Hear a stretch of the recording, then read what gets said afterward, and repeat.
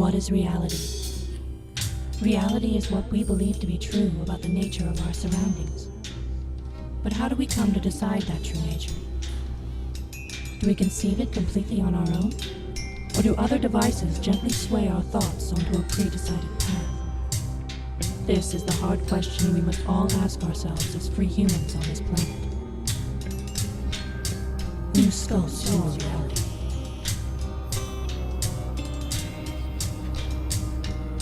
Reality.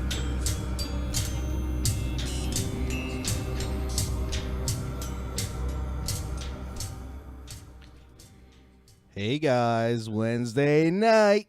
Good evening, Radio Country. You know what that means. It's time for tonight's Reality Brief. We got an extra special one for you tonight, guys. We're gonna go ahead and shed some light on, what is it? Chaos magic. What is that? Well, first we gotta ask, what is magic? Is that like Is with the magic witches real? And the trees and the sage? Yeah, kinda. Or is it like those dudes that used to hang out with Aleister Crowley and have the big weird orgy rituals and, paint blood all over themselves and stuff and whatnot? Well, kinda, sorta, yeah. But does it have anything to do with, you know what though? I hate to say this, but, occultism in general, especially with this whole spirit cooking thing, is kind of caught a bad light. And, there's a lot of people out there that, to me, that are involved with occultism because they want to make the world a better place, not because they want to be involved in weirdo friggin' pedo rings that are run by shadow government ops. None of that weird stuff. There are people that are study the occult because they want to spread that light, that they actually want something good to happen in the world. And I think that this is the perfect platform to explore that a little bit. So, well, it's said that the secret knowledge, the occultic, esoteric, hidden knowledge about, Gnosticism and all that has been passed down through various secret societies over, the course of human history, is essentially just teachings about the way reality works, but been perverted towards a, I guess you can call it evil. I mean, good and evil is relative. Yeah. But,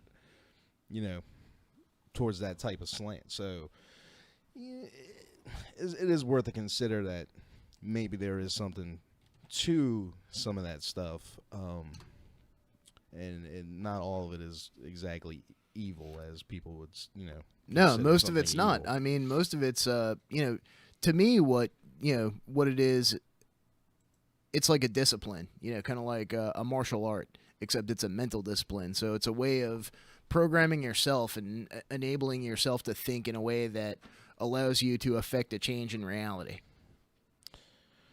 We got that coming up later on in the show, but first, the big news this week is this WikiLeaks finally dumping the Vault 7. You remember for the last month, 7. They've been stringing us along with the pictures and the Vault 7 and the hashtag and all that.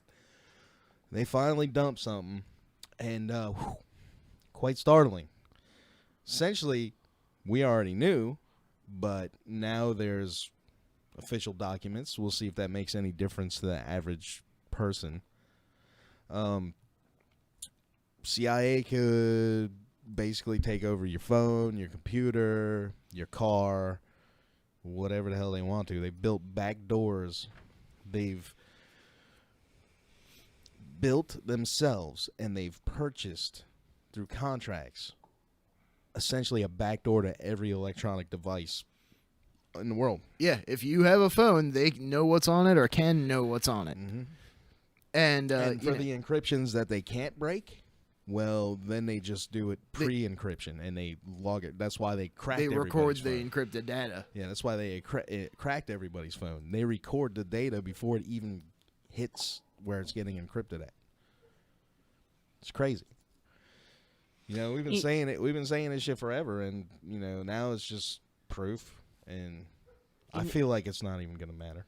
What's really crazy is that people who discuss how, they can watch us through our webcams and, connect and all this kind of stuff, like, don't get it or whatever. All these people have considered to be, crazy or nut jobs or whatever, and then all of a sudden it comes out that, yeah, the government validates that, yeah, actually we have been doing that, and for quite longer than you thought we were. Yeah, and this But is not. we This were is conspiracy theorists, you know what I'm saying? This when we is said they not- were watching and listening. this is not the first time this has happened by far, Right. and it doesn't matter.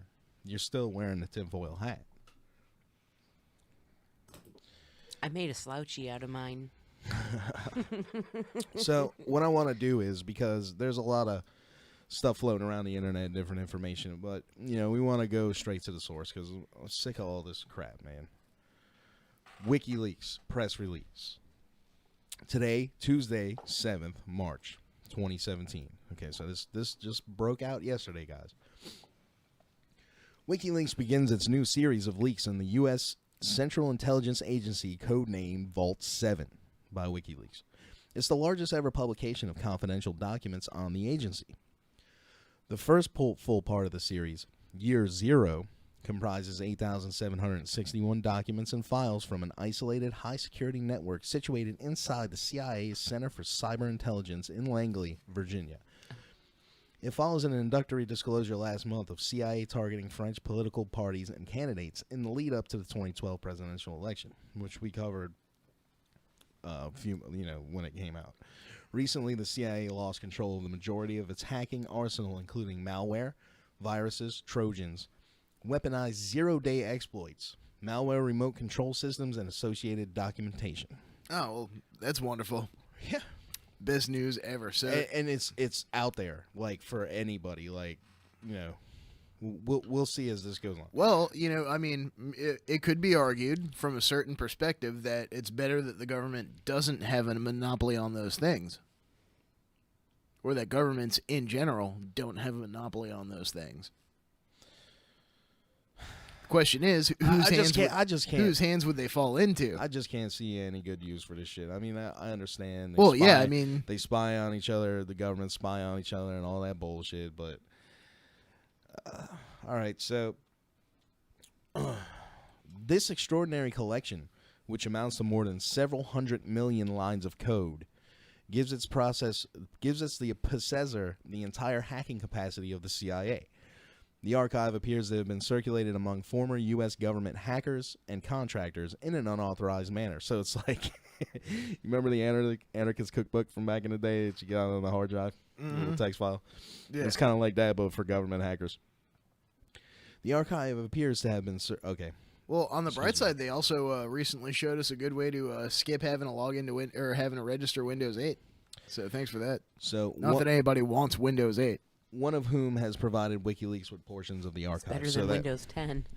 that's how they got this. They were given out, it was being circulated through ex-government hacker groups and stuff like that, and it eventually found its way to WikiLeaks. Year Zero introduces the scope and direction of the CIA's global covert hacking program, its malware arsenal, and dozens of zero-day weaponized exploits against a wide range of U.S. and European company products, including Apple's iPhone, Google's Android, Microsoft Windows, and even Samsung TVs, which are turned into covert microphones. Now, you remember a couple weeks ago, came out in a lawsuit that Sony was doing that. Like, Sony TVs, the Vizios, Yeah. were doing the same. We're spying on you.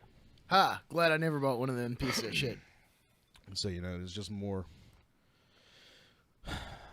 Since 2001, the CIA has gained political and budgetary preeminence over the U.S. National Security Agency, NSA.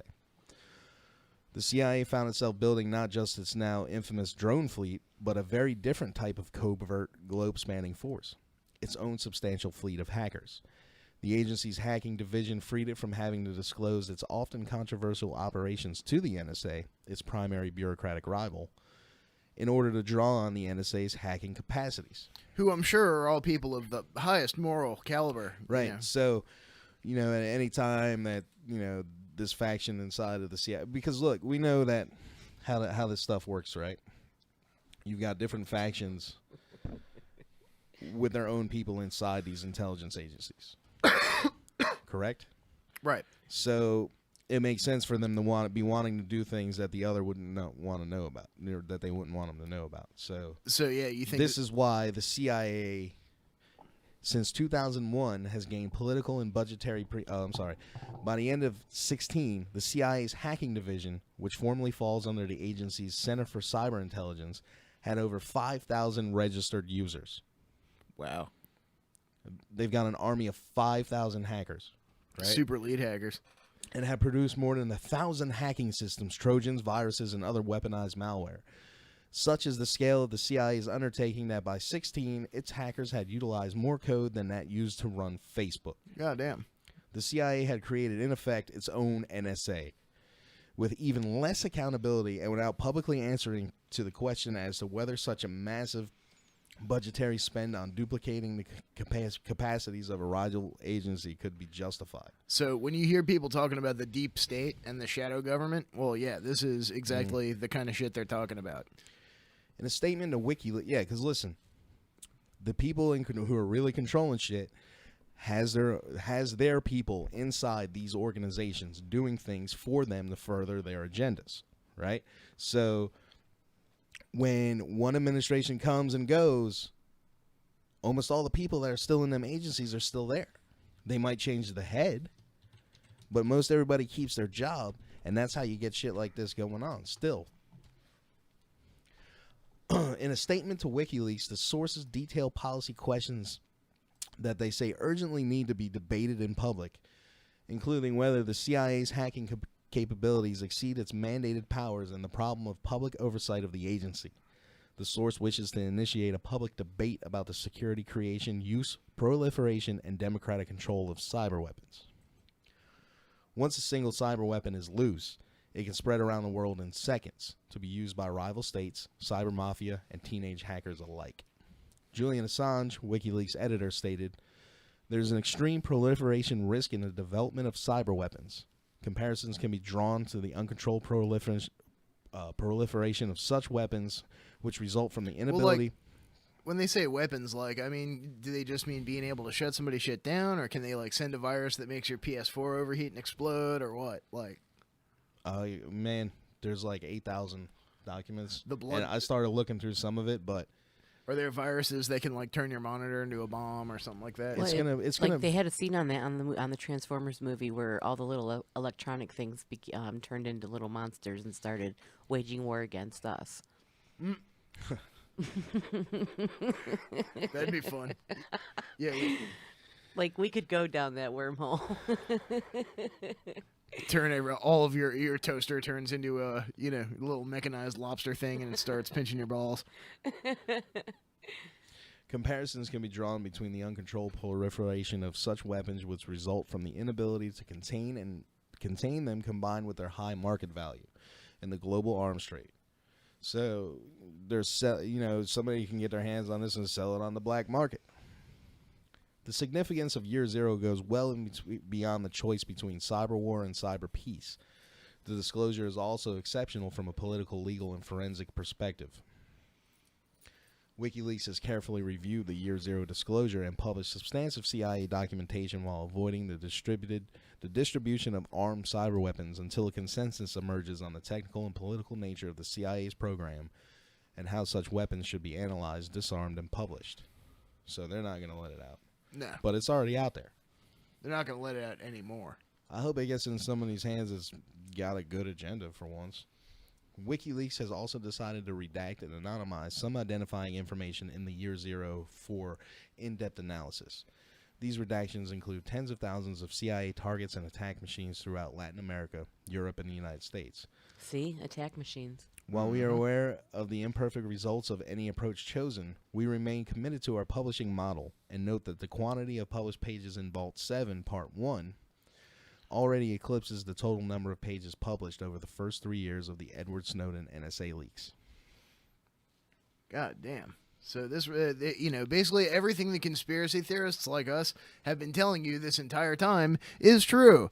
They are listening to everything you say. They are reading every text message. They are reading every email. Or if they aren't taking the time to read them, they're at least locking that shit in a digital vault somewhere and keeping it later to where the computers can just read it. Okay, so now if you want to check this out for yourself, you go to wikileaks.org, right, and click on the Vault 7 link. And just a brief overview of their analysis. They've got it's pretty in-depth, but we're just going to give you the headlines here. CIA malware targets iPhone, Android, smart TVs. So it tells you who it was made by and all that stuff. Right, and then you've got CIA malware targets Windows, OS X, Linux, and routers. And the router thing was especially crazy, man.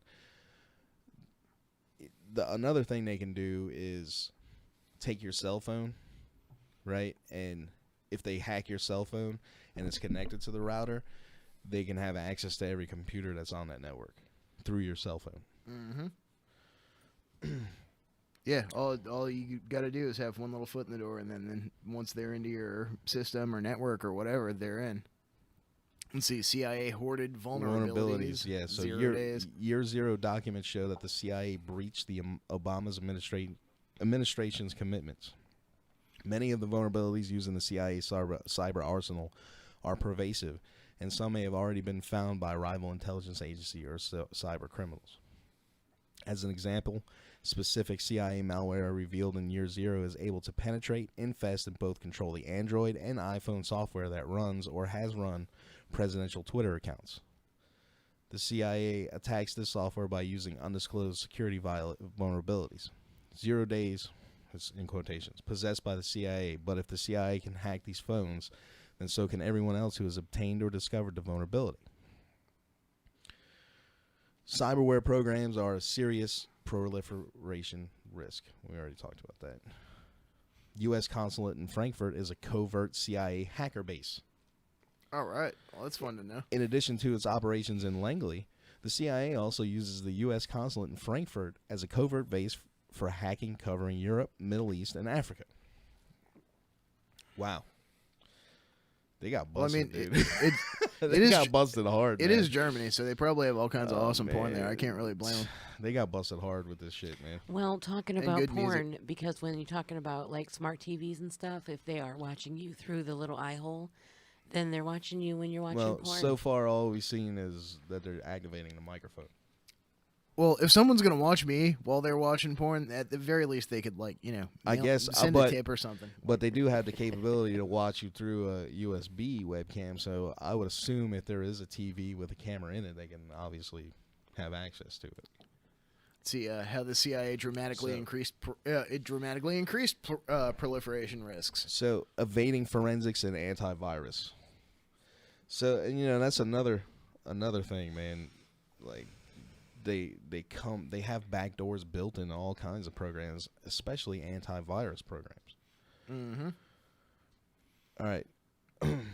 The CIA's Engineering Development Group management system contains around 500 different projects, only some of which are documented by year zero, each with their own sub-projects, malware, and hacker tools. The majority of these projects relate to tools that are used for penetration, infestation, control, and exfiltration. Another branch of development focuses on the development and operation of listening posts and command and control systems used to communicate with and control CIA implants. Special projects are used to target specific hardware from routers CIA to smart TVs. implants? Yeah. Like human body implants? Are they admitting to that here? I think so. Is that what's going on here? Or do we have... sounds like it. We seriously need to jump into that, man, and find out what they're talking about exactly there. Umbrage. The CIA's handcrafted hacking techniques pose a problem for the agency. Each technique has created forms of fingerprint that can be used by forensic investigators to attribute multiple different attacks to the same entity. And they are also saying, well, I guess I'll get there. They got fine dining, which is like these people will fill out this order form basically for what they want. Improvise is a tool set for configuration, post-processing, payload setup, and execution vector selection for survey exfiltration tools supporting all major operating systems. Hive is a multi-platform CIA malware suite and is associated control software. Project provides customizable implants for Windows. Okay, so they must just be talking about viruses, Trojans, and stuff. Yeah, shit that's implanted into a program. Windows Solaris MikroTik used in internet routers and Linux platforms and listening post command and control infrastructure to communicate with these implants. So they're communicating, configured to communicate via HTTPS, which is the hypertext transfer protocol. So essentially they're communicating like a web page. Mm-hmm. The Honeycomb tool server receives exfiltrated information from the implant. An operator can also task the implant to execute jobs on the target computer, so the tool server acts as a C2 command and control server for the implant. Similar functionality, though limited to Windows, is provided by the Rick Bobby project. So and they go on. They got an FAQ. And this organizational chart corresponds to the material provided by WikiLeaks so far. And if you want to see the actual documents as is being put out, once you get to that landing page that I told you about at WikiLeaks, and then click on the Vault 7. Holy there's balls! 2 little boxes there with release and documents. You want to click on the documents one, and then that'll change it over. Yeah, it says here, everything. Year Zero contains 7,818 web pages with 943 attachments from the internal development groupware. This software used for this purpose is called Confluence, a proprietary software from Atlassian. Web pages in this system, like in Wikipedia, have a version history that can provide interesting insights on how a document evolved over time. The 7,818 documents include these page histories for 1,136 versions. The order of named pages within each level is determined by date, oldest first. Page content is not present if it was originally dynamically created by the Confluence software, as indicated on the reconstructed page. What is Vault 7? Vault 7 is a substantial collection of material about CIA activities obtained by WikiLeaks. So hop on over there, check that out for yourself. It's quite interesting. It's a lot to read, and everybody needs to go ahead and dig in, because WikiLeaks they've only presented a very small sliver of the information contained in this dump. Dude, check this out. They say, has WikiLeaks already mined all the best stories? No, WikiLeaks has not intentionally written up hundreds of impactful stories to encourage others to find them, and so create expertise in the area for subsequent parts in the series. They're there. Look, those who demonstrate journalistic excellence may be considered for early access to future parts. Won't other journalists find all the best stories before me? Unlikely. There are very considerably more stories than there are journalists or academics who are in a position to write them. It is pretty amazing the sheer amount of stuff. Yeah, and this is part 1 of this dump. This is just part 1, so, they're urging us here at Reality Brief, you, our listeners, whoever's out there listening in radio country, and, whoever's just got nothing better to do, man, log on to this and, check out the Vault 7 dumps, because there's probably stuff in there that is going to absolutely blow everybody's mind. Mm-hmm. And hopefully it just doesn't end up like that episode of South Park where, Cartman was like, "Mom, they got Santa Claus out in the data center, and I told everybody, and nobody cares, man." Now we got this. We had some Pizzagate stuff last week, and some more stuff went and broke this week. But this one here, okay.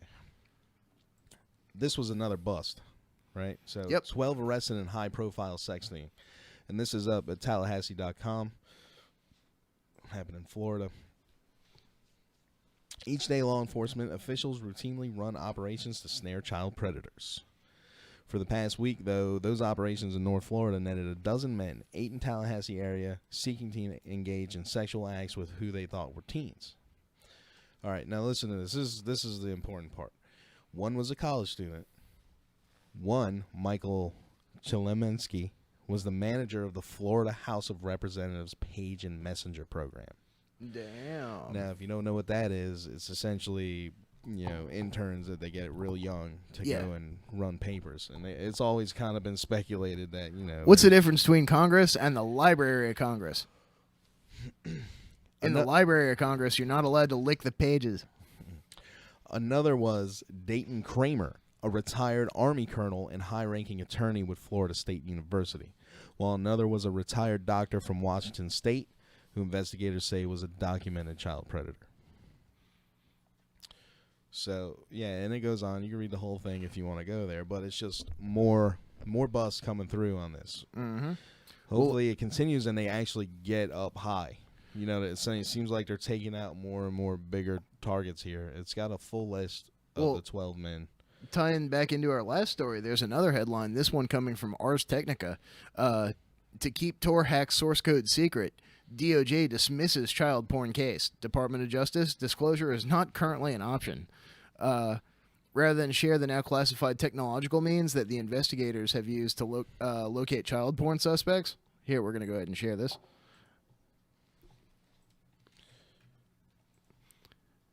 So yeah, what's it? Ars Technica, arstechnica.com. Check it out.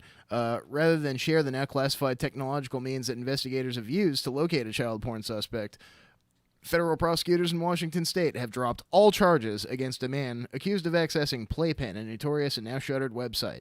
The case, United States versus Jay Michaud, is one of nearly 200 cases nationwide that have raised new questions about the appropriate limitations on the government's ability to hack criminal suspects. Michaud marks just the second time that prosecutors have asked that the case be dismissed. The government must now choose between disclosure of classified information and dismissal of its indictment. Annette Hayes, a federal prosecutor, wrote in a court filing on Friday. Disclosure is not currently an option. Dismissal without prejudice leaves open the possibility that the government could bring new charges should there come a time within the statute of limitations when the government be in a position to provide the requested discovery. Department of Justice is currently prosecuting over 135 people nationwide who they believe accessed the illegal website. However, in order to find these people, federal authorities seized and operated the site for 13 days before closing it down. Oh, I'm sure, from what we've heard about goes on at the Pentagon, I'm sure they had a blast, had a fucking field day. During that period, the FBI deployed a Tor exploit that allowed them to find out these users' real IP addresses. The use of Tor, which obscures and anonymizes IP addresses and browser user agents, makes it significantly more difficult for individuals to be tracked online. With the exploit, it became extremely easy for suspects to be identified and located. The DOJ has called this exploit a network investigative technique, NIT, while many security experts have dubbed it as malware. So, I think this does a pretty good job of tying in with their last story, with all these CIA hacking tools. Mm-hmm. I wonder if they're really trying to bust people for child porn or just trying to make sure that members of their own little club of weirdos at the top doesn't get busted for child porn. Exactly, and I think, they do have to knock off some lower-level people, too, in order to create that illusion. So we got to be careful here, guys, and not to fall for a trick. We need to make sure that the people that are perpetrating this thing up on the top are actually going to be held accountable for what they're doing, and not just knock off some low-level minions. Well, and, I'm pretty sure that this girl, the Catch Me Outside girl, unfortunately, this pox upon pop culture has emerged. But keep in mind, this girl's 13. So I'm betting that this chick is going to end up as like a cremation of care sacrifice at the Bohemian Grove eventually. But somebody just hacked this chick's Twitter account. So, her Instagram, and started posting really weird stuff. Here, I'm going to go ahead and throw this up on our other screen so we can share some of these images with our listeners.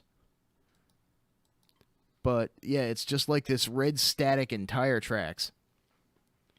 Really weird stuff. And I'm sorry, man. I got lost there for a second. What is the red tires and tire tracks? That's what it looks like to me. It's just interference patterns. Okay. Like static, like red blurry television static with, like, moire over it.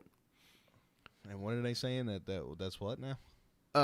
They're saying it's a threat. The ominous messages warn, "This is the modern day celebrity. This country glorifies and makes famous a young girl for being disrespectful to her mother. She is no idol. She is no role model. She is no god. Pay close attention to what happens next." The next video offers a similar threat. Oh, okay. If you listen to the videos though, yeah. Too long we have stood by idly and observed. It is time we take matters into our own hands. The time for change is now. It's not letting me. The leaks begin. It's the best I can do. Citizens of the world. There we go. Too long we have stood by idly and observed. It is time we take matters into our own hands. The time for change is now. The leaks begin Wednesday. Oh, Citizens of the world. the leaks begin Wednesday, huh? Stood by idly and observed. Interesting. All right, kill that loop, man. I hope they actually come through with it this time though, because Anonymous promised a whole bunch of shit too and never followed through. Let me tell you about Anonymous. All right, anonymous is a great idea and all, but there's no way to look. The CIA maintains an army of 5,000 hackers. All right, so any one of them can do anything or make any claim on behalf of the CIA, and you wouldn't know any different because it's anonymous is decentralized and anonymous. So there's probably factions within Anonymous. So, some of them are state spooks working for the state pretending to be resistance, and some of them are resistance pretending to be state spooks. There's probably agents, there's probably double agents, there's probably triple agents. And then you've got, essentially, I can go down to the public library and put in username, blank password, and get into the public library's computer and be like, I'm anonymous. Because that's just the way it is. I mean, it's brilliant in a way, because you can't take down a decentralized movement, right? It goes to the whole idea as a bulletproof thing from the V movie or whatever. But when you take into consideration you've got an army of 5,000 hackers working for the CIA, it's kind of, it's kind of iffy. So you got to be real leery about anything you see coming from Anonymous, because you really don't know what it's coming from. Yeah. Can you cue up the David Seaman thing? Yeah, sure. So a prominent researcher in Pizzagate, David Seaman, he was one of the first people to jump on it. And BuzzFeed essentially put a hit piece out on him. And the guy disappeared and deleted all his videos and stuff. You got it? Yep. And, there was a big hubbub over it. And this kind of went to the thing we were talking about before with that guy getting the death threats from the Elefantis guy. Go ahead and play that. Hey, everybody. So I'm recording this from my phone. If it looks a little weird, that's why. I'm not even sure where I should be looking. I think right here. So just a quick update. I did post a note earlier today, and I had my production assistant email all of the subscribers to let people know that I'm okay. I'm just taking a week-long break. I'm up in the mountains. I'm doing well. I'm with good people. And I'm doing this because I was given the heads up by somebody I trust, somebody who's always been right in the past. And this person told me that this week they are going to try to character assassinate me. Who is they? Well, we know who they are. David Brock, the former boyfriend of the man who owns Comet Pizza, and a longtime Clinton scumbag. So I just want to take a week off. These creeps can say whatever they want about me. That's their First Amendment right. There are already some opportunists on YouTube calling me a Zionist, whatever that means. Sounds like just some thinly veiled anti-Semites taking a stab at me because I happen to be Jewish. But, First Amendment, people can say what they want about me. My record stands for itself. And I certainly did not do my coverage of Pizzagate because I wanted to promote myself. I was already well known. 3 years ago, I had one of the highest rated podcasts on iTunes. So why would I do this to make a name for myself? It doesn't make any sense. I put a longer post. I'll put that in the description below if I can. Otherwise, it might not be possible to... I'll figure out how to do it. It's just a little weird from the phone. I'll put the post in the description below. I did not do this to make money from a gold affiliate program or to promote Bitcoin. Bitcoin and gold are very important to me because that's how we break free from the New World Order, which I discovered from John Podesta's emails and Hillary Clinton's emails, is very, very real. Just look on the back of your $1 Boy, is this guy bill. late to the party. What do you see here? I know, right? Go ahead and read that. What do you see? Pick out a dollar bill out of your own wallet and read that satanic Latin on the back, right? Novus Ordo Seclorum, New World Order. Actually, I think that I'm not means doing out this of to one- promote myself. one I'm for not many doing or this to something. promote an out-of-print internet marketing textbook I wrote 9 years ago. And I'm certainly not doing this to make money from a gold website. And I'm not a George Soros shill. None of these claims make any sense. In fact, the people calling me an opportunist, ironically enough, are opportunists. To attack somebody when they're down and out and being attacked by some of the grossest people in the world, like David Brock, is really, in my view, not acceptable. But look, First Amendment rights, pretty much how and it works, I've earned man. a week off from all of this. And I did this because nobody else was willing to do it. I put together all the information I had, all of the weirdest emails from John Podesta's WikiLeaks, And I showed it to 2 contacts in Denver who used to be very close to the anonymous movement and to Occupy and to things like that. And this couple, they took one look at it and they said to me, basically, this will disrupt our lives. If we push this, this will destroy what we have, and we have a good thing going. We like our lives right now. And I left that discussion, and in the car ride back home to my place, there was this moment where I was just like, all right, well, I guess it's on me now, rock and roll. And so I used my platform to get out the word on Pizzagate and to inform some of my colleagues in the media that this is not fake, this is not fake news. Pizzagate is very real. There are people close to the Clintons who are engaged in child trafficking. Donald Trump has addressed the human trafficking epidemic in a recent presser. That's all over YouTube. You can watch what he said himself. He said several times this is horrific. That Lolita He Express, didn't say though. it's a small problem. He said it's horrific. My goal in talking about Pizzagate was to get the Trump administration to address this and to get the public aware of it. I was successful in both of those with the help of all of you, with the help of more than 150,000 YouTube subscribers. I am deeply grateful, but at the end of the day, all glory goes to God. I just did what I thought I had to do. And not to sound He just super lost me, pompous dude. here, because I really am a humble guy, but Harper Lee wrote To Kill a Mockingbird. Everybody comes from somewhere. And it kind of crystallized an era, and people always thought she would be a prolific author. But you know what? She did her job. She wrote the great American novel, and I know people out there can fact check me and say, no, Seaman, you're wrong. 30 years later, she put out a second work. Okay, but basically that was her one piece of writing, and that made her well known. I feel the same about Pizzagate. Nobody else was willing to say the truth about this. I said it because at the time I didn't have much to lose. My health was poor. I didn't have much money. I didn't have a girlfriend or a wife or a company that they could attack. So I figured, why not? Let's bring down some satanic pedophiles. Let's make the world a better place. And I stand by it 100%, and I am deeply grateful to all of you who see through the character attack that is happening this week. But I just don't want to see it. I don't want to see it unfold. I don't want to see my name be smeared nonstop. It's causing me a lot of stress, so I've elected to take a week off. I deserve it. My friends agree with me, and this is not my work. Again, all glory to God. We only have these Podesta emails through a series of fortunate events that can only be described as divine intervention. If you look at how Podesta was hacked, very improbable events which led us to figuring out the truth. And now there does need to be justice, and there will be justice. Then Donald Trump. why'd is your not God one of let it these happen in the people, first place, and you he will putz? take them. He will take them to court, and he will prosecute through his DOJ, in my opinion. And hopefully, we will see an end to something that is disgusting and is a stain on our nation's record and is a stain on our species' record too. You know, we're in the 21st century. We're not in like ancient Mayan times. We should not be engaging in human sacrifice or child rape. It goes without saying. Those are not acceptable things. Thank you all so much, and you'll hear from me again when you hear from me. All right, so all his videos are gone. Wow. Like, All of his shit got nuked, huh?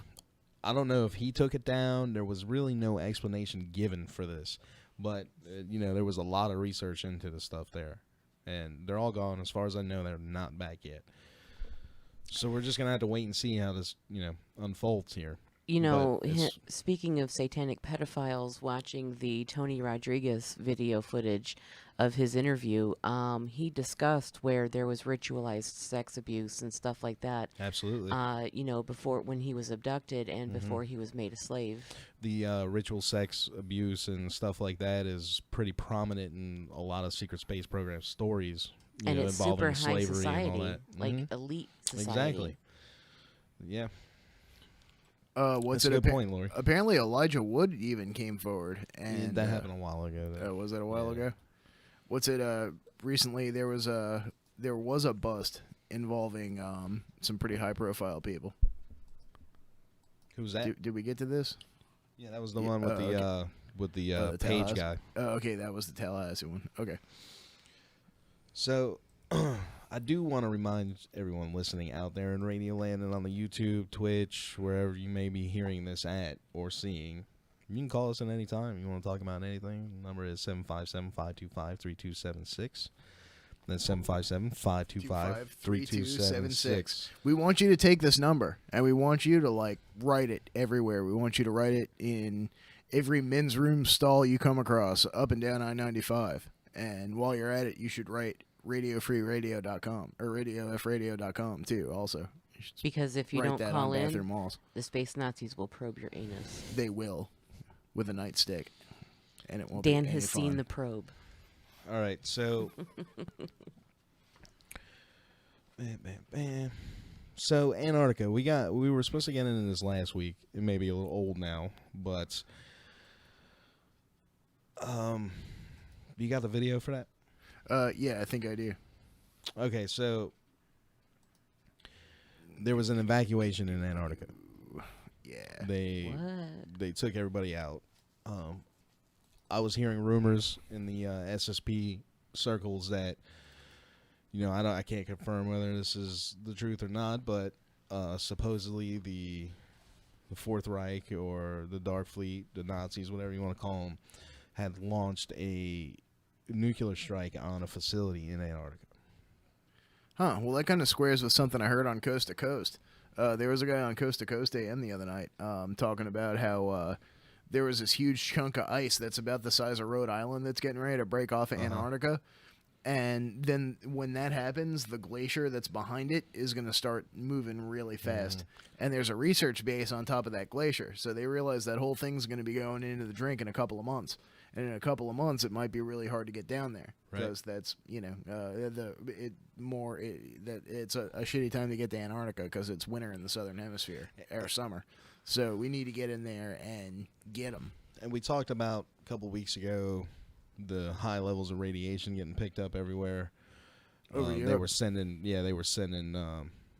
planes out on loan to England to monitor the levels and stuff.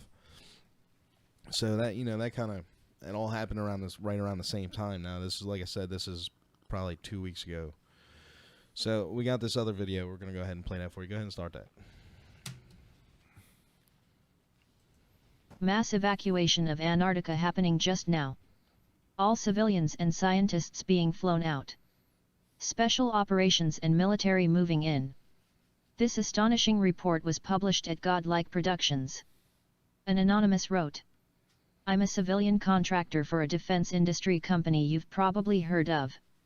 We sell advanced hardware and electronic gear mainly to the U.S. Army and Marines. And handle a lot of the logistics for moving mass quantities of this material around. I was enjoying a few brews this Saturday when I got called in for an emergency. I didn't think much of it until I got there, and there were some heavy hitter top brass there I've never seen. We work closely with the military, so when a bunch of colonels show up I never met, I knew some serious business was in the works. On top of that, some of them looked really panicked. Can't divulge much, but I can say there is an instant order to move a material ton of some badass state-of-the-art gear down to Antarctica. And also found out all civilians are getting evacuated as soon as possible. That is all I know. But never seen anything like this before. Thought I'd pass it along. I can only surmise FNAI are looking to take something out. They are bringing the usual conventional stuff plus some state-of-the-art directed energy AMD scalar interferometer-based stuff hot off the factory floor. This comes as the Russian Navy is on its way to Antarctica. I wonder if some sort of ultimatum was laid down to world leaders, hence the elite rushing to Antarctica, and that ultimatum was not met. Please find link to Godlike Productions below this video. Please share your thoughts. Okay, so that kind of goes along with the whole theory about the disclosures coming from Antarctica, like ancient builder race type stuff, or pre-Adamite Anunnaki ruins, crashed spaceships, that kind of thing. That's always been circulating around real heavily for the last few months. What are you doing there? Pause that. Yeah, I'm trying. So I want to go ahead and read you the information I was talking to you about. This comes from Elena Kapolnik. She's a secret space program veteran. She's essentially one of the super soldier class ones that is allegedly still continuing operations, kind of like Corey Good or whatever. So the Fourth Reich fired a supersonic missile at one of the Earth Alliance bases that is in Queen Maud's Land, Antarctica, which happens to be located near an Isn't that New ICC. Schwabenland? Yeah, Antarctica, which happens to be located near an ICC base there as well. The Earth Alliance base has a protective shielding so that the base repelled the missile strike. The supersonic missile exploded, and there's now radiation leaking into Antarctica because some components of the missile had radioactive materials. So now the civilian scientists and researchers are being evacuated from Antarctica. There's also drilling happening to the center of the Earth, crust with certain type of water minerals coming out that have properties for prolonging life expectancy. So, I guess the Fountain of Youth. Maybe. This is Queen Maud Land's area. Now, why would there be an Earth Alliance base in German territory? The Anshar, which is do you know what the Anshar is? The Anshar are a subterranean Are those the inner Earth race. the inner Earth lizards? No, they appear human-like. Hominids? All right, so the Anshar took the metal scrolls from one of the underground library repository vaults in Antarctica because those metallic scrolls had the crystalline obelisk grid design schematics, holographic instructions for how to build them on the Earth's surface. Those designs cannot remain in the vault to be found. The crystalline-based obelisk grids are not supposed to be built yet on the surface of the planet. Those crystalline grids do power the inner Earth cities and contribute energy to the artificial sun power source grid as well. Well, hot diggity damn. During the last deluge, flood the elites had used crystalline technology to try to power up the pyramid systems on the surface of the planet and had caused massive explosions, which in turn created the massive flooding. So what she's saying here is that essentially looking at this from the perspective that the pyramids and the other ancient megalithic structures were leftover remnants from a builder race or pre-Adamites, I guess, because the flood was, 13,000 years ago? 16,000. So it could have been Anunnaki, pre-Adamites, whatever you want to call that particular race. Here's another perspective, too, is I came across an article somewhere in my, meanderings on the internet, and it had said something to the effect of, they unearthed a woolly mammoth and they're testing his DNA and, stylizing this new Jurassic Park type, friggin' theme park for the DNA that they're finding in fossilized amber and things like that, okay? So all of this warming that's happening and it's melting the caps, it's unearthing things from 3 million years ago. Right. And so it's animals, and it's animals and plants, which is what they're focusing on, and the story is mostly about. But I'm sitting there, and I'm not far off of this when I say that it's also unearthing bacteria, because it also discussed bacteria and fungus from 3 million years ago. So what bacteria, what fungus that our body, we've evolved so far away from that we're reintroduced to that sort of, thing, what's going to happen? And, scientists are playing God right now, so they're going to, weaponize it? What are they going to do with it? I'm sure they can create something way more terrifying than whatever's under the ice in Antarctica as far as viruses go. Well, I'm not going to Jurassic Park because I saw the movie. Well, speaking of viruses found under ice and stuff, you find them other places too. Recently, there were these ancient organisms. Hold on, let me finish with this, man. So, the power grid she's talking about is the pyramids connecting each other. Now, I know you've heard multiple theories about pyramid power plants and torsion energy fields and all that, and you guys. It's pretty interesting. You can look into it. Just type it into Google. You'll find something. So what she's saying is that the Illuminati, pre-Adamite, Anunnaki, whatever you want to call them, attempted to activate that power grid that was left over from millions of years ago of the ancient builder race, and it actually caused the flood. So they messed up. They were screwing with something. They didn't know what they were doing, and they flooded themselves out. And then that caused the flash freeze in Antarctica.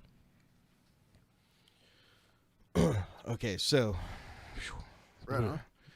During the last, all right, there's that. Okay, so this in turn created the massive flooding, earthquakes, volcanic eruptions, and a polar shift type event that had left the last cycle of technologically evolved human groups back to square one. On most of the planet, while the elites left their spaceships to neighboring planets, waiting while the Earth was mostly stabilized again and habitable, to return later and start again.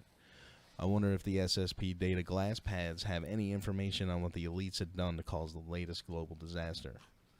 It was man-made. So, Far out. the glass pads, as she's referring to, is that thing that Corey Good's always talking about, how he had access to and he read all this information on. It's essentially a tablet, but it was a piece of glass. Yeah, I dig. Well, that's in the Ferengi rules. The flimsier the technology, the higher the price. So a little bit of supporting info on that is... Yeah, the radiation spike across Yeah. Europe. no one could figure out what's behind a mysterious radiation spike across Europe. And then they said it appears to be linked to pharmaceuticals. Well, it's pretty interesting. How the hell does that work? I don't know. But we're not gonna It get probably into has this now. something to do with the If you Russians wanna- testing nukes over Novaya Zem. No, that's an MIB story right there. If you There's want to nothing go, but some swamp gas. if you want to go and check that out for yourself, it is at sciencealert.com, and it's no one can figure out what's behind a mysterious radiation spike across Europe. And then we have, Yes, Where is it? their express.co.uk is express. Then they- is then they saying got it is say- nuclear testing yeah. from Russia to blame. yeah, they're saying is Russia testing nukes. Probably. I mean, it's possible. Something about South Korea recently, wasn't there, with Russian ships? North Korea. North Korea was launching missiles towards Japan into the water, Yeah. but they weren't live. They were just No. test missiles. Let's see, what time is it? 2. We So we got time got, for this. yeah. Oh All yeah, right. the NASA revives weird life forms trapped inside of crystals for 60,000 years. Raises hopes of finding alien organisms in space. Life forms that have been living inside of crystals have been revived by NASA. They're in Mexico's Naica mine in Chihuahua. It's always Mexico. What's it? Looking for extremophiles. This mine is filled with giant gypsum crystals. So when you walk in there, it looks like something out of a Final Fantasy game, right? Do you like know what this an ex- huge- do you Can know what an open up the article and pull extremophile the is? picture up? Yeah, sure. Do you know what an extremophile is? Yes. Yeah, things Go that ahead and explain it for our listeners, Lori. An extremophile is an organism that they find in the most incredibly horrific environmental conditions. For an example, the very base of a volcano where all the pressure is the highest and all the lava is at the hottest molten activity. In glaciers, they recently did take core samples from Antarctica up in the polar caps, and what they found, they had dug like 6 feet into the ground and pulled out an organism that was frozen inside of a crystal that was frozen inside of a crystal. Like the actual temperature of this crystal core that they found, this tiny little marble or whatever it was like negative 300 degrees Celsius. And they found living organisms inside of this, basically this tiny crystal cave inside of this ice core. And so that's an example of an extremophile. It's to live, basically to be able to live and survive in the core of the earth, and not only live and survive but thrive. Yeah. And that And we also that's see compelling. It we also says some see of examples of that around volcanic sea vents, it where says it's these high things. temperatures and nothing could survive, and steam out the ass. and that's like- why they have such high This hopes cavern- for Europa. This cavern here was heated by geothermal heat by up to 60 degrees Celsius, which has led to astrobiologists dubbing it hell. Well, they were speculating that in such severe conditions, like Wow, look at the size of those crystals. some of these planetary conditions, that what kind of extremophiles may live in outer space in the gaseous forms of these certain planets, and Right. the incredible gravity of one of the what's the closest moon to Saturn or something like that, or Jupiter, where the gravity is so ridiculous and the core of the planet is so unstable that when it gravitates around that planet, it actually pulls it into a shape of a football. Yeah. So the surface of this planet is constantly moving and reforming from circular to oval shape. And what could live under those extreme circumstances, microorganisms and things like that, that's also a good example of an extremophile. halophiles. They're bacteria that live here on Earth in hot salt springs or alkali springs, where the chemistry would probably you'd die if you jumped in there. But Right. there are bacteria that live in there, and they stay fat, dumb, and happy. Shit, they're a radiolarium. Radiolarium are bacteria that literally eat radioactivity. So if you want to check that out, where's that at, Dave? Telegraph.co.uk news. What's the article title? 218. Newly discovered weird life forms. NASA revives weird life forms trapped inside crystals for 60,000 years, raising hopes of finding alien organisms in space. The most striking thing to that for me is they revived them after 60,000 Yeah. years, and they were inside a crystal. That's yeah, pretty like, wild, guys. Yeah, that's crazy. And speaking of things found in space, we also wanted to bring you guys this video of a huge fireball seen in the sky in Tasmania. This is from February 28th of this year. There's been a lot of hubbub over this one, too. You guys may have seen it already because we had it pulled for last week. And, what's it? It's ahead, with all this stuff going on in Antarctica.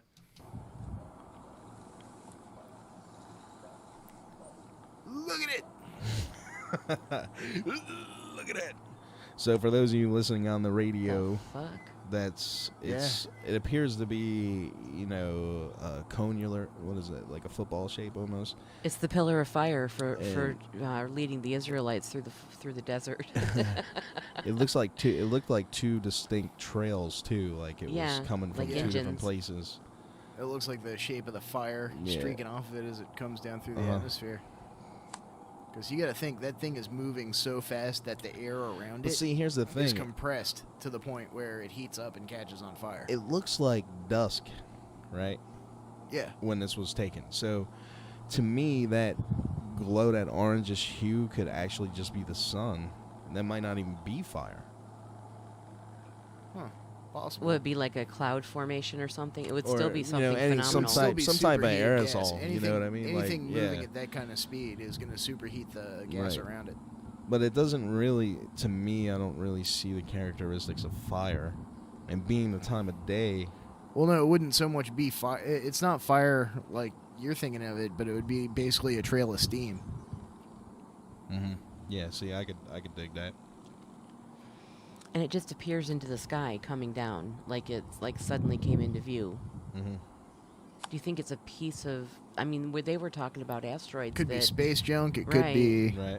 piece of an asteroid, because they said that an asteroid belt was, well, that's like all, folks. a group of asteroids was coming towards us.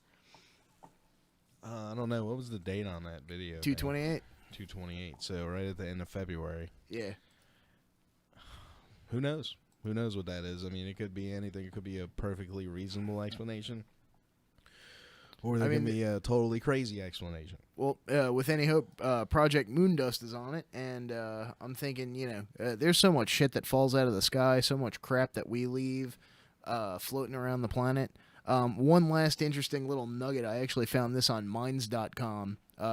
We keep hearing about from the secret space program guys about how they're killed and brought back to life. Well, check this out. Minds.com reports scientists get the green light to resurrect the dead with stem cells. BioQuark, a biotech company based in the United States, has been given the go-ahead to has been given the go-ahead to begin research on 20 brain-dead patients in an attempt to stimulate and regrow neurons, literally bringing back patients from the dead. The technique is new and untested, so the study will likely be controversial, but by implanting stem cells in the patient's brain, in addition to treating the spinal cord with infusions of chemicals and nerve stimulation techniques, both of which have been shown to bring people out of comas, they hope to reboot the brain and jumpstart neural activity. The result could be people coming back to life. So there isn't much evidence that this will work, although there is one known neurological researcher and a member of the American Academy of Neurology, Dr. Calixto Mercado, who is involved in the study as a panel expert. BioQuark CEO Ira Pastor. Dude, just that name, Calixto Mercado.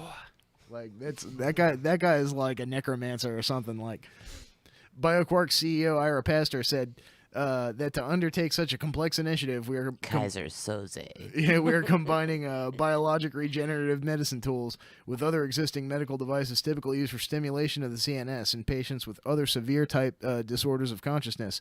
We hope to see results within the first 2 to 3 months. He added, "It is a long-term vision of ours that a full recovery in such patients is a possibility, although that is not the focus of this first study. It is a bridge to that eventuality."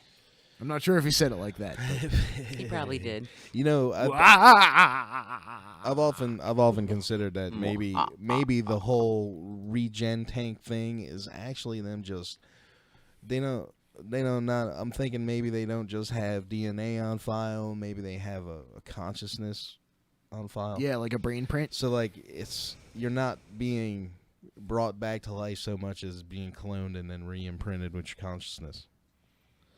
Which, I don't know that would humanize clones. I don't know how it works, but so it's cloning consciousness, and that would humanize clones. Mm-hmm. Yep.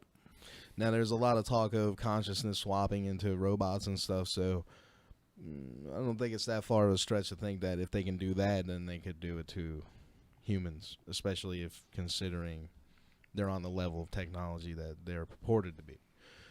But when we get back, we do. Dan put together a lovely show about magical things. Oh yes. So it'll be your traveler's companion companion guide to all things spooky and occult and awakening your connection to your higher consciousness and rituals and all that fun stuff. When we get back. So while we're listening to the break music here. Just go ahead and cue that up, man. Yep. I want you guys to head on over to patreon.com/radiofreeradio. Do it. I want you to check it out. And I want you to consider giving them $1. Because they would love for that to happen. I would love for that to happen because then they would be happy. And I would make me happy. And that should make you happy. All this for $1. You could even give them 50 cents. We'll be back.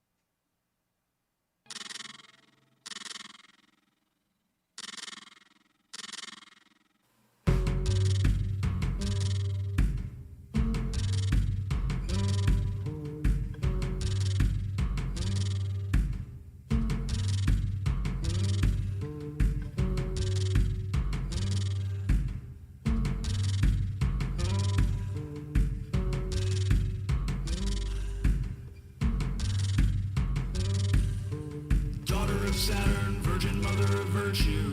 Villainous animals will seek out and hurt you, distort you and twist you and misrepresent you. Your elegant innocence has transformed you into a definite target of manipulations and greedy ravagings that blunder your purity, spoil your seed, shadow you under scrutiny, or hide you entirely from consensus reality.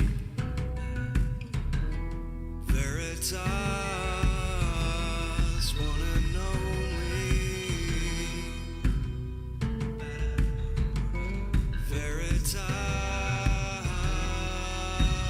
Veritas, our own.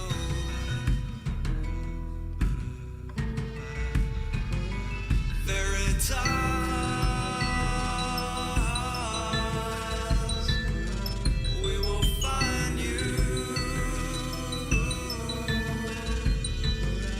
We will know you. We will own you.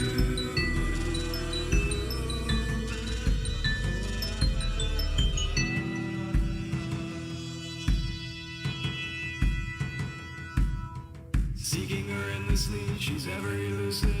Further and further now, your source gets diluted, and the well is always deeper. How deep can you dive? How deep is your need to stare the truth in the eye? The truth is that you hide from her.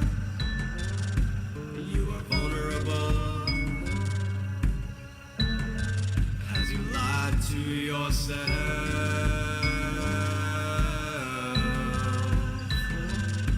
You are pitiable as you do. Veritas,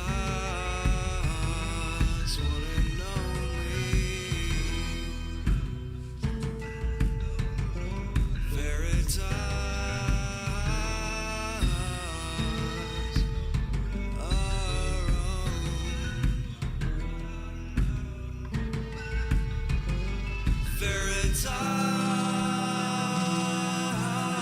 Veritas, we will find you.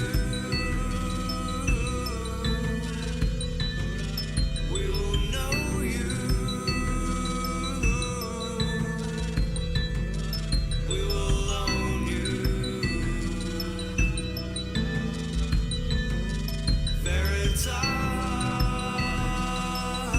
Veritas, will control you. We will keep you hidden well.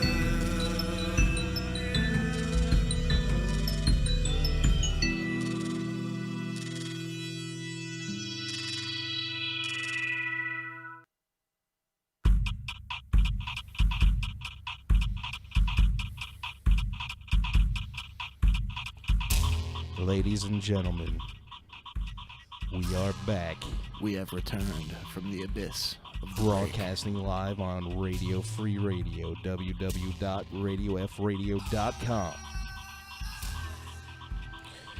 So, as I said many times before, that phone number is 757-525-3276. Get on in it. 757. You want to get on the conversation, you want to be part of the show, you want to tell something, 32. you want to talk about something that everybody else considers crazy, wackadoodle, Do it. tinfoil hat. The power of the void compels you to pick up the phone and dial 757-525-3276. So, Mr. Dan, why don't you give us a little primer? What exactly is chaos magic? I mean, I think of chaos magic, I'm thinking Keck. Is that right? Yeah, the little me frog magic- god, me the little mag- frog god there getting Trump elected. Me Magic ties in with it. But, Zach, I hope you're listening to this. one of my favorite authors that's popped up lately in the whole arena of chaos magic is the guy who writes for this website magic.me, and there's a lot of really cool stuff on this site. This guy's name is Jason Louv, and he breaks it down. Yeah, he has this introduction to chaos magic, and he writes, "What every introduction to chaos magic, everything you need to practice effective chaos magic and radically change your life. Chaos magic is magic stripped of the bullshit." Sink in for a sec, because Magic stripped of the bullshit. So when you say that, you mean like stripped of the candles and the sage in the forest? And the spooky kids And and, the spooky kids. hippie crazies that, like tree huggers and yeah, stuff like no that. wacky mystical orders to join, no scrolls or massive grimoires. It's all just simple and effective tools to use your consciousness to change the world around you. So he writes, chaos magic is magic stripped of the bullshit. No new age silliness, no goth theatrics, no dry academic memorization. It's a method of putting yourself in extreme states of consciousness in order to gain direct access to your unconscious mind, change it, and thereby radically change your life. It's a little weird, but it works. In this course, I give you the practical, straightforward steps to building a chaos magic practice, from establishing a solid foundation of meditation to achieving altered states of consciousness and creating your own rituals. You get everything you need to start practice immediately without frills, mumbo-jumbo, dogma, goth theatrics, or new age silliness. Just like you could learn to play a violin from a book, you could learn some of this material by reading in long, painful trial and error practice. However, with this course, you'll likely save thousands of dollars of research costs and, more importantly, years or even decades of delusion, confusion, or even dangerous mistakes. Get directly on the path of actually doing magic and moving rapidly towards becoming the best possible version of yourself. In this 5-hour self-directed course, the theory and practice of chaos magic is presented in distinct units that you can watch at your own pace, reviewing each section until you've built the full pyramid of skills necessary to begin effective practice.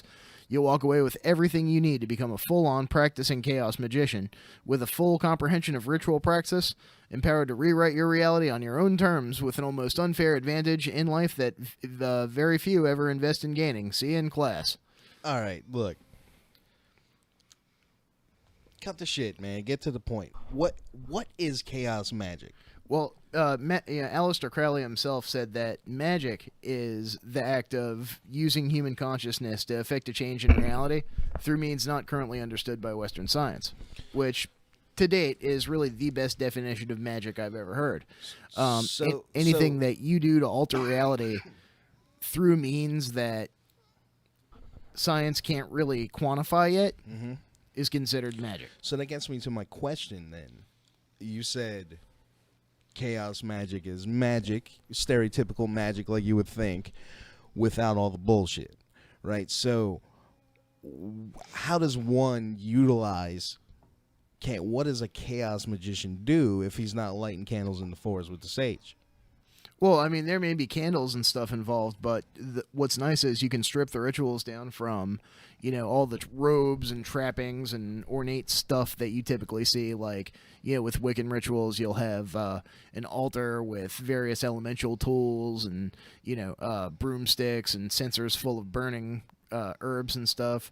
And, the cool thing about magic is that no matter which tradition you look at, no matter which tradition you go through, you find that all of these ritual tools, all the chants, all the seals calling out to spirits, all the evocation triangles, and, tools of the art, all the prayers and angelic and divine names are really just tools for orienting your consciousness to operate in a certain direction. So where does chaos magic fall in line with, like, what is it in comparison to what the occult practices are, like the OTO? Okay, well, good question. The OTO is, or orders like that, like Golden Dawn groups, tend to be pretty rigid and dogmatic in the sense, not so much dogmatic, that's really a bad way to put it, but... Expand what OTO means. OTO is the Ordo Templi Orientis. Yeah. They were a splinter group that hived off of the Golden Dawn. There was, some clash between Aleister Crowley and the people that ran the main order of the Golden Dawn. I mean, I know what OTO is. I was just saying expand that. So Crowley left and formed his own organization, the Ordo Templi Orientis. And then there's an internal organization within that's like the inner circle called the Astrum Argentum. And Crowley started his own religion called Thelema. So OTO is essentially the Thelemic Church. It's a religion that Crowley started. And I'm interested in it, but I can't ever say that I myself will be a full Thelemite. I can't see myself going down that road and putting that much of my own personal energy into something that was started by somebody else. All right, so where does that fall in the line with chaos magic? Well, the cool thing about chaos magic is that it's a tradition that's not a tradition. Most people, even if you're part of a Golden Dawn group or a Thelemite group, they'll tell you, go ahead and use whatever works. Pull whatever influences you want from whatever traditions you want, because nobody is going to walk the same path as you through the spirit realm and through finding themselves. Nobody's going to follow the exact same path that you are. But chaos magic basically goes a step further and says that, everything is permitted, nothing is forbidden. Whatever you want to do, whatever works for you, whatever is an effective tool for you focusing your consciousness and making the changes in reality that you want, use it. It doesn't matter what tradition it comes from. So chaos magic is essentially the anarchists of the occult. Yes. It totally dispenses with tradition. I mean, it's heavily influenced by Golden Dawn and Thelema and Eastern practices from Hinduism and Buddhism. It's heavily influenced by Kabbalah, Western mysticism. And actually, I have an article I was going to pull up here in a minute that it's a brief overview of major names in history connecting to the occult, and it basically tells us how we got here now. So we'll get to that here in a minute. But yeah, chaos magic, it completely disposes with being married to anything. It completely disposes with having to follow any particular path on anything. And so we dispense with all of the stuff that isn't required and just stick to what is.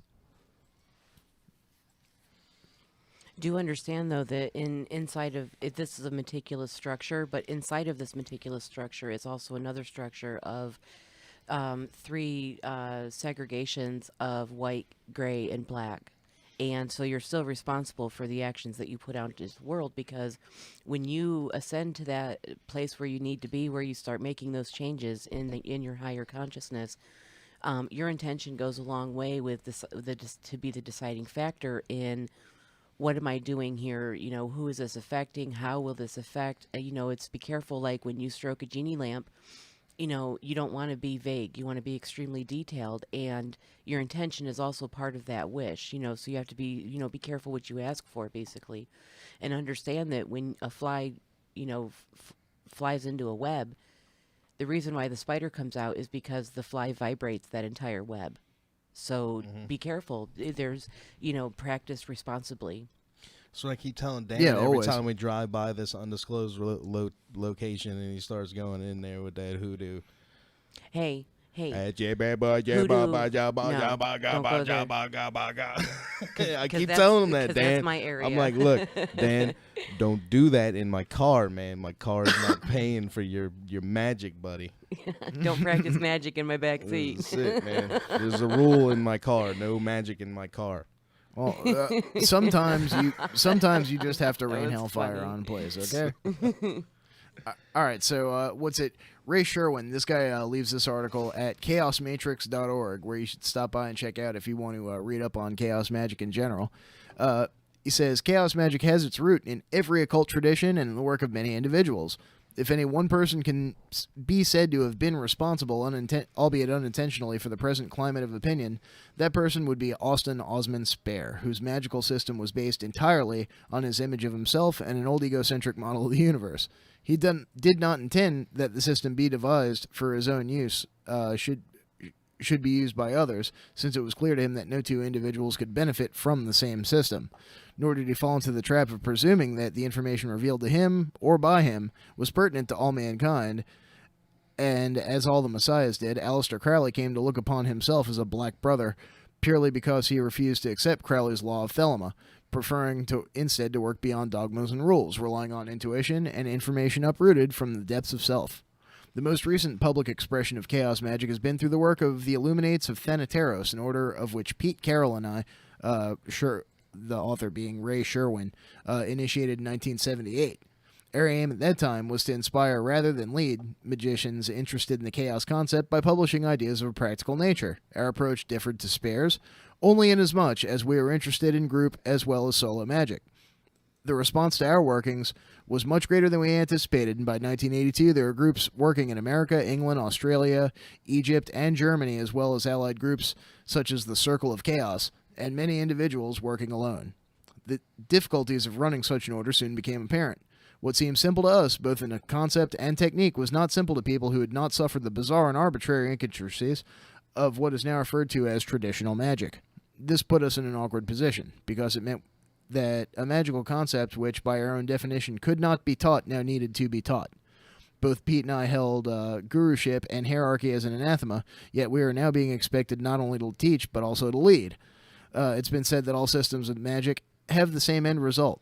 I doubt this is true, because so many systems restrict their practitioners within such narrow parameters of dogma and morality, even if there is no such priesthood as such, and that instinct and imagination are stifled by rules and doctrines. Yep. A path cannot be chosen sensibly until all paths have been examined for comparison, and to restrict oneself to one path would, in any case, limit one's experience and modes of thinking. A solution was eventually thought of to the problem of how to reach that which could not be taught. No rules or instructions are ever given, only suggestions. No mention was made of notions best left for individuals to decide, such as reincarnation or the existence of a nature of God. Ideas of that nature have little bearing on the performance of magic anyhow, and individuals practicing the techniques rapidly came to their own conclusions.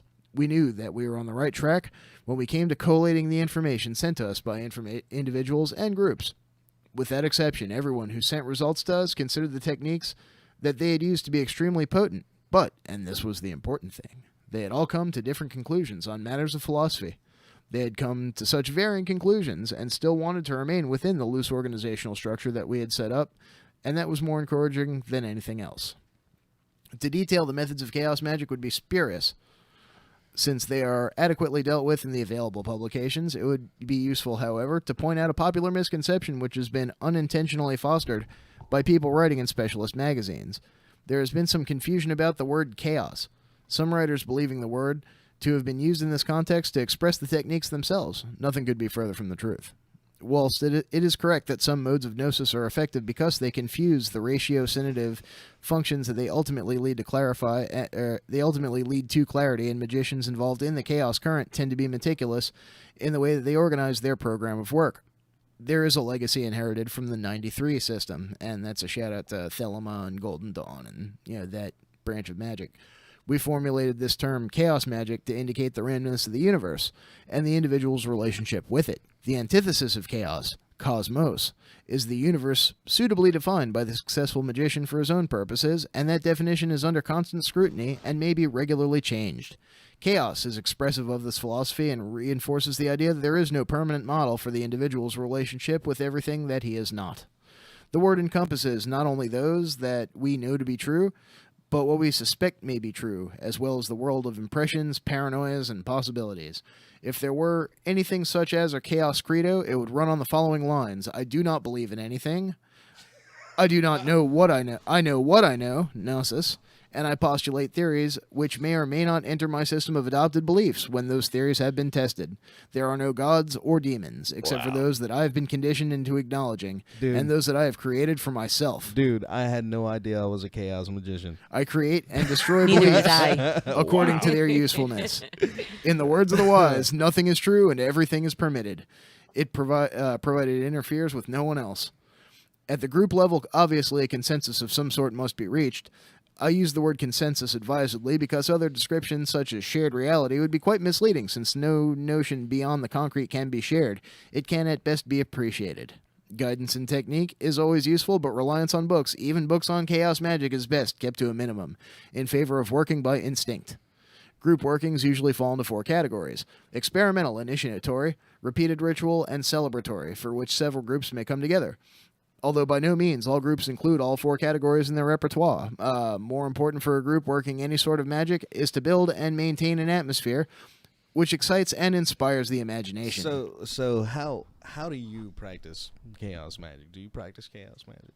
Me personally, Yeah. my own practices, I'd say yeah, and I've been doing so for a long time without even really realizing it. Okay. Because Explain.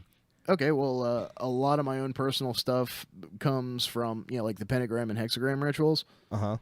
Those are a big element of my practice, and those Well, where do those come from? come from tracing back. They would trace back to Golden Dawn and Ordo Templi Orientis, Rosicrucianism, Kabbalah, All right. medieval magic, and so it traces back to generally the Western occult tradition in general. So how would you do that? You draw symbols, or Yeah, you clear your sacred space and using a dagger or a stick of incense or one of your elemental weapons, trace these figures in the air.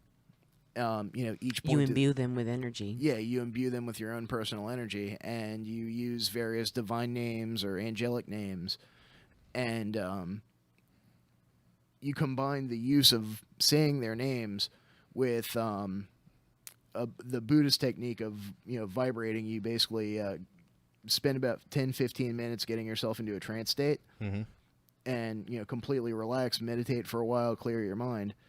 And then, let's say it's cold, right? And you're trying to warm up. So the Hebrew word for fire is ish. I guess in English it would be AESH. And, if you meditate on fire, visualize a triangle, the elemental symbol for fire in the air, and use an entire lungful of breath to repeat the word ish over and over again, your body warms up. And I've seen examples of this, from other traditions. There's this thing where these Buddhist monks, these guys live out in, Tibet, the coldest parts of the Himalayan mountains. And they'll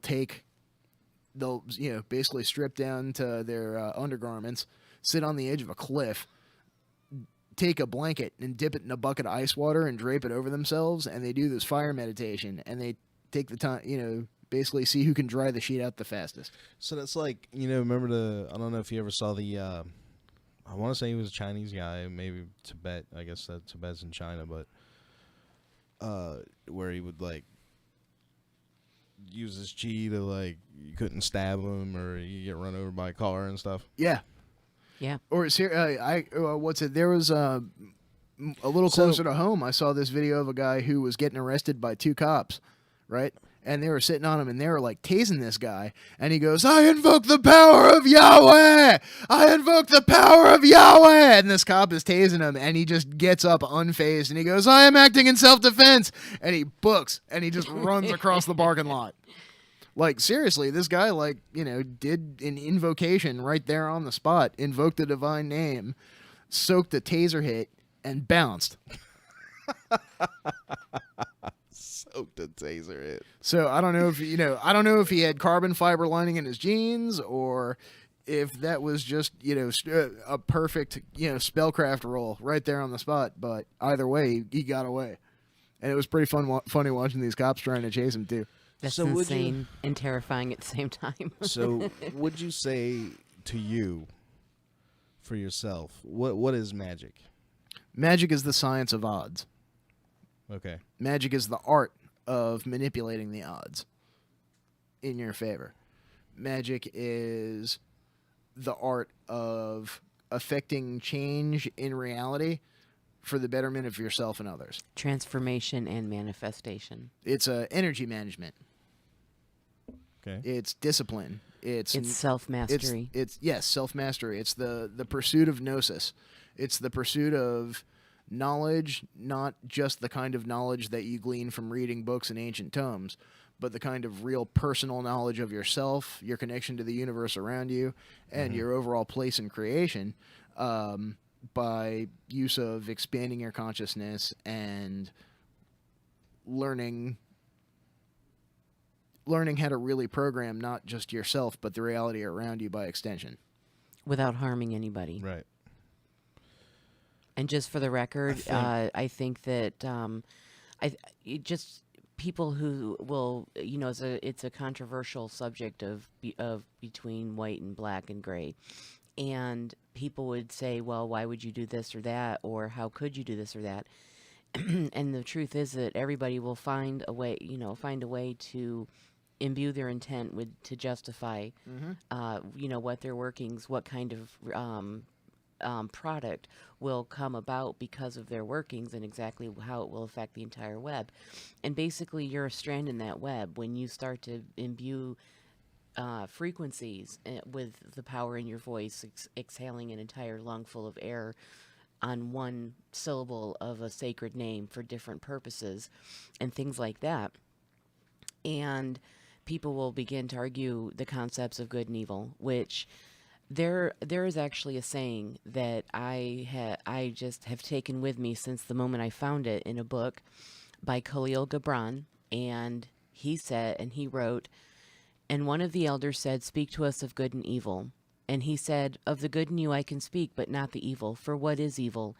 But good tortured by its own hunger and thirst. Verily, when good is hungry, it seeks food in dark caves, and when it thirsts, it drinks even of dead waters.'" Very true.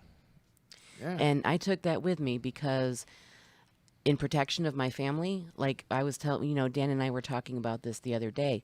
I will never instigate, but I will damn sure fucking defend.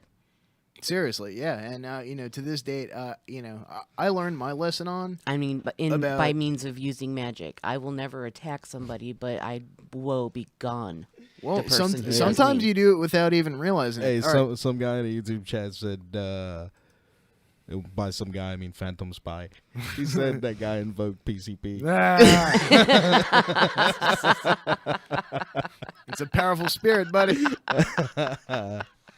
All right, so recommended reading list. Bad salts. As far as chaos magic goes, if you guys some essential reading on chaos magic, if you guys are interested, Liber Null and Psychonaut by Pete Carroll, The Theater of Magic by Ray Sherwin, The Book of Results by Ray Sherwin, which I haven't read any Sherwin stuff, but it looks like I'm going to have to now.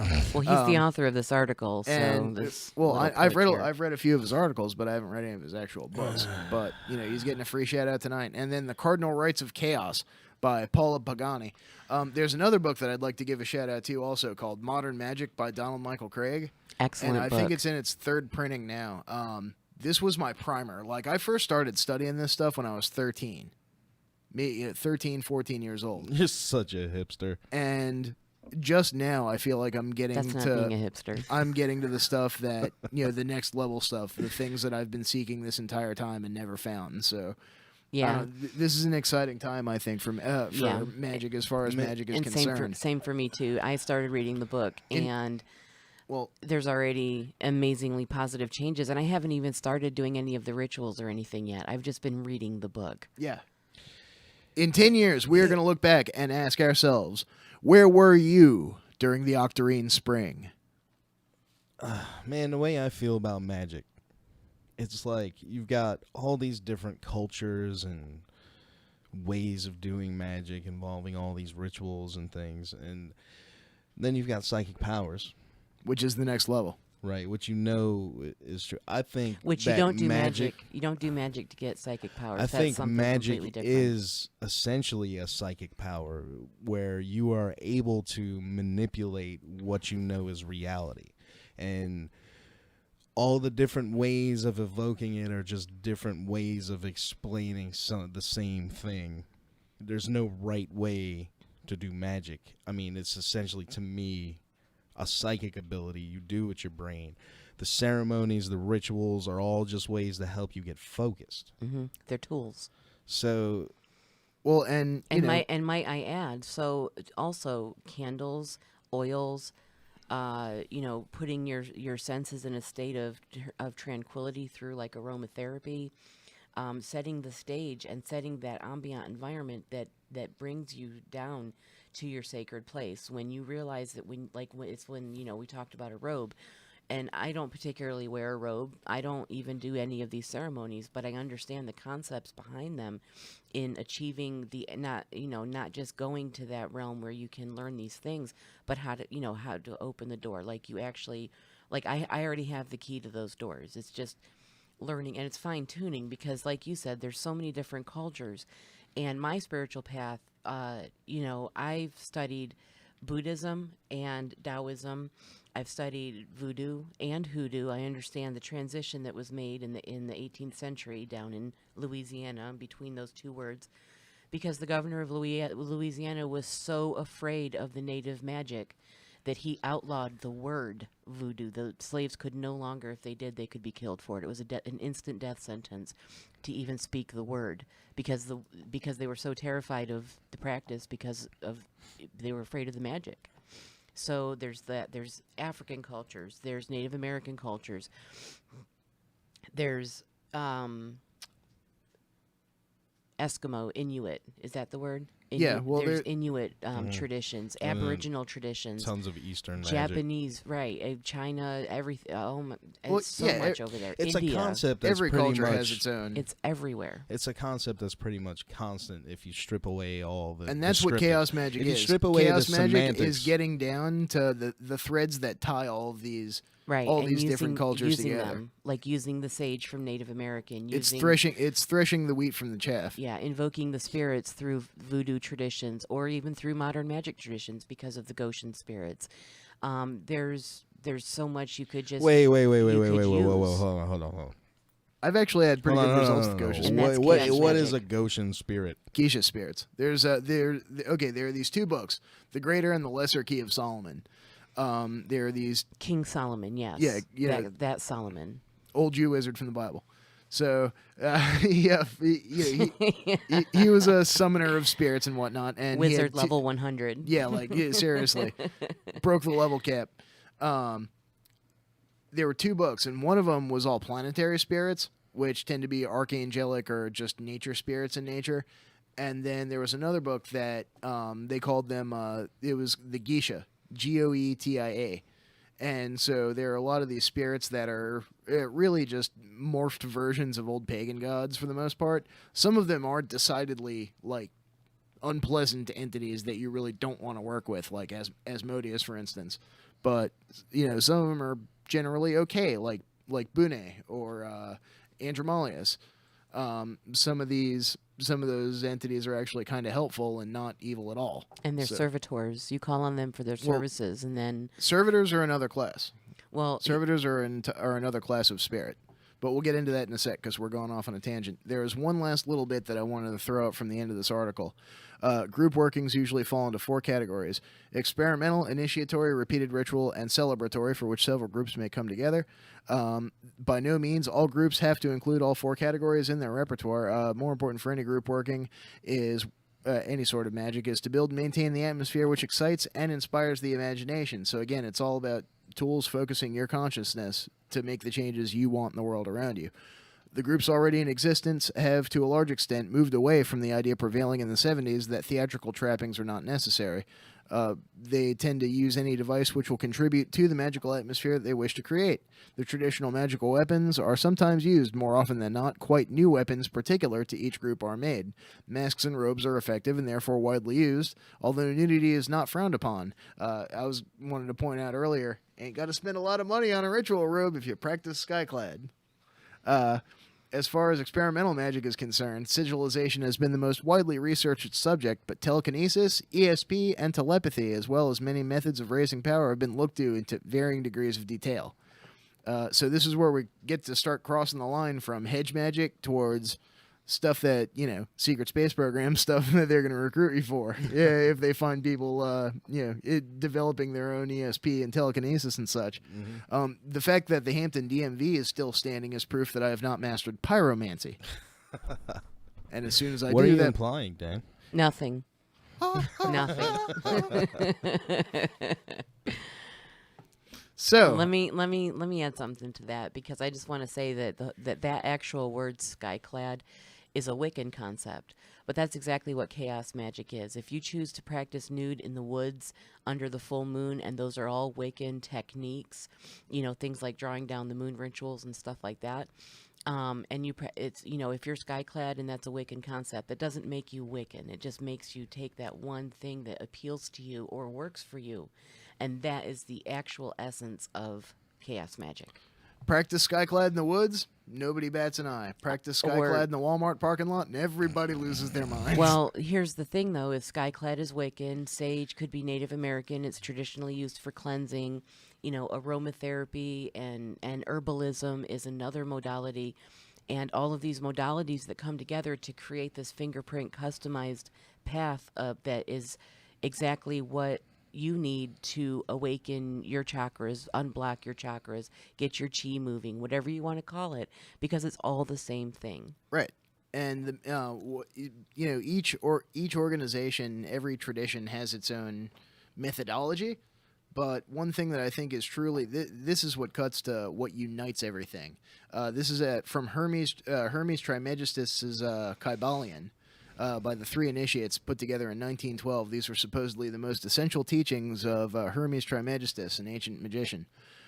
The principles of truth are 7. He who knows these understandingly possesses the magic key, before who all touch the doors of the temple fly open. The 7 Hermetic principles, upon which the entire Hermetic philosophy is based, are as follows. 1. The principle of mentalism. 2. The principle of correspondence. 3. The principle of vibration. 4. The principle of polarity. 5. The principle of rhythm. 6. The principle of cause and effect. And 7. The principle of gender. The 7 principles will be discussed and explained as we proceed with these lessons. A short explanation of each, however, may well be given at any point. So obviously we're going to cut through this as opposed to just read the whole thing. So Man, what? I got a question, man. What's up? I hate to detract from this guy's essay or whatever, but how does Pepe factor into all Oh, this? yeah, we should definitely cut to that because that blew my mind. When you explained that to me, it just opened another Well, dimension. I'm trying to explain it. I was just like, whoa. So, all right, yeah. So, principle 1, mentalism. The all is mind. The universe is mental. The Kybalion.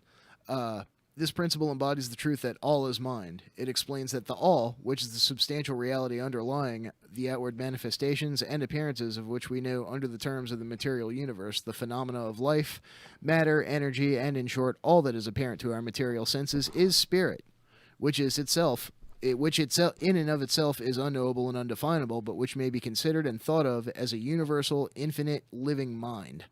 So this, if any of you guys have read Philip K. Dick's Valis trilogy, this kind of ties in with that, the vast living intelligence system. This could also correspond to the solar plexus chakra. Okay. Yeah, And it I does. wonder if there's correspondences But, with the 7 well, principles. Well, the second you work principle as- is correspondence, so we'll get to that in a sec.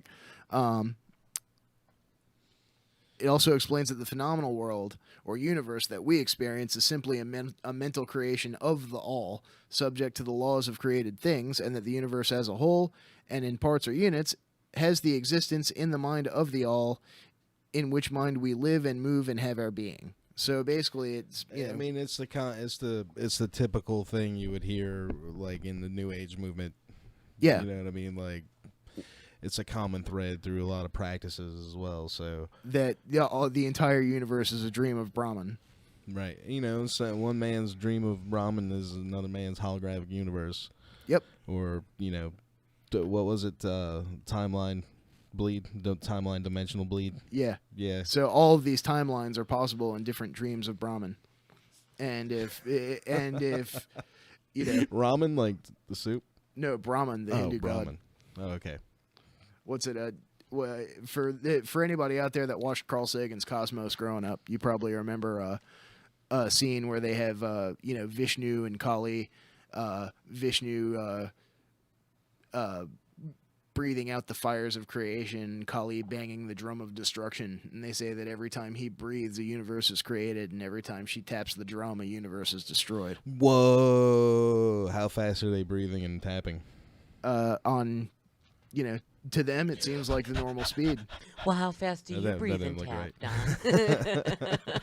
Don? Longer than the age of the universe I don't between each know. breath or each tap. So, all right, 2. Principle of correspondence. As above, so below. As below, so above, the Kybalion. This principle embodies the truth that there is always a correspondence between laws and phenomena of the various planes of being and life. The old Hermetic axiom ran in these words: as above, so below, as below, so above, and grasping of this principle gives one the meaning of solving many a dark paradox and a hidden secret of nature. They are planes beyond our knowing, but when we apply the principle of correspondence to them, we are able to understand much that would otherwise be unknowable to us. This principle is of universal application and manifestation on the various planes of the material, mental, astral, and spiritual universe, as it is a universal law. The ancient Hermetists considered this principle as one of the most important mental instruments by which man was able to pry aside the obstacles which hid from view the unknown. Its use even tore aside the veil of Isis to the extent that a glimpse of the face of the goddess might be caught, just as knowledge of the principles of geometry enables man to measure distant suns and their movements while seated in his observatory. So a knowledge of the principle of correspondence enables man to reason intelligently from the known to the unknown. Studying the monad, he understands the archangel. All right, you lost me like an hour. Basically, no. It's the knowing that if anything that exists here on Earth, anything that exists in the physical plane, the material universe, Malkuth, call it what you want. The idea of it has to exist first before it can exist. Right. In order for humankind to create on the physical plane, we first have to understand that a thing could exist, and then we have to figure out how to make it exist. So the idea of a thing has to, you have to dream this thing up before you can create it. You can kind of see that with, Bill Tompkins, how he put out all those documents on rents that was from Douglas. It was essentially like a collection of essays and journals and stuff and experiments relating to alternative propulsion. Right, and so that's why maybe they had that stuff back then. You know what I'm saying? But it would make sense to me that it's just like you said. In order for it to exist, you have to first have the idea that it can exist. So it was like putting together just like Bill Tompkins' entire job there was to just draw spaceships and shit. Yeah. Well, that also works the other way too, because what that means too is like everything that you know in your mind, everything the sky is blue, the grass is green, birds sing beautiful songs. Whatever the correspondence is that you bring to your own imaginations is how you reach out to those unrealistic possibilities. Like, how would it feel to have $1 million in your bank account of disposable income, meaning that you have no bills and your house and car are completely paid for. You have no bills and you have an excess of money every month. What would that feel like? It would feel calm, peaceful. So those are the concepts. It would feel fun because you did travel. What would Japan feel like without money being an object? We'd be able to turn this into a daily broadcast if we had $1 million in the bank. Well, that's what I'm talking about, though.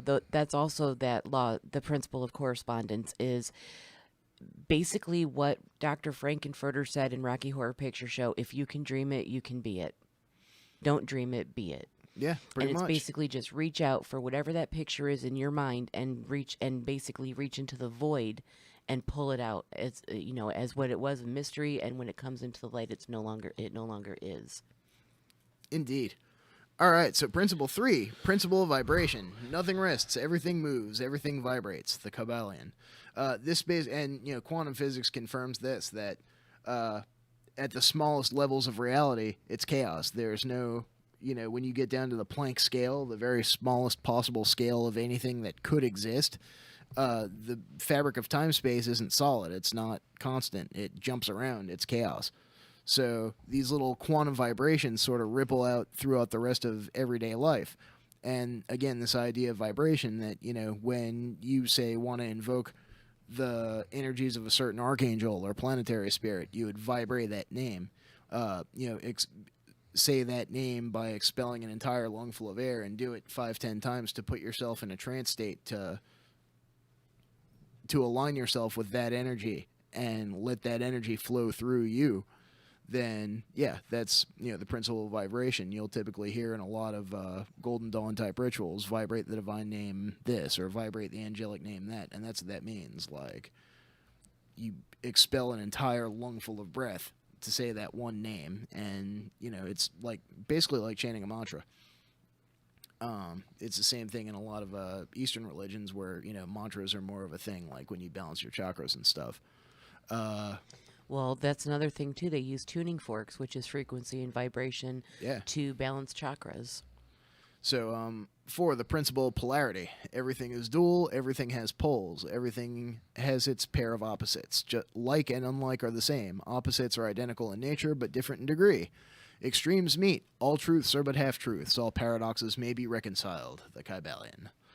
This principle embodies the truth that everything is dual, everything has dual poles, everything has its pair of opposites, all of which are old Hermetic axioms. But, then you get into thinking about where does heat become cold? These are relative. So even though we have these polar concepts, this leads to understanding that even polar concepts, hate and love, like or dislike, sharp and dull, up and down, hard and soft, they're all on a spectrum.